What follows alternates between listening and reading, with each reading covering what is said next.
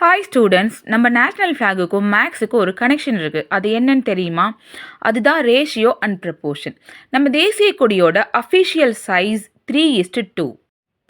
Ratio அப்படின்னா comparison of two quantities of the same kind.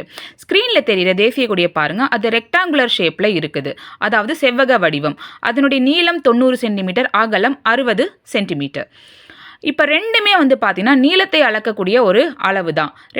ரெண்டோடைய யூனிட்டுமே சென்டிமீட்டரில் தான் இருக்குது. 3:2 எப்படி வந்தது?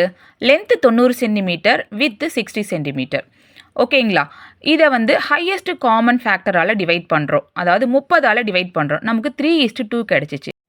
Official size 3:2. இது யார் வெளியிட்டதுன்னா ministry of home affairs flag code of இந்தியாவில் மென்ஷன் பண்ணியிருக்காங்க. அப்போ ப்ரப்போர்ஷன் அப்படின்னா என்ன? ப்ரப்போர்ஷன் அப்படின்றது ஈக்குவாலிட்டி ஆஃப் டூ ரேஷியோஸ்.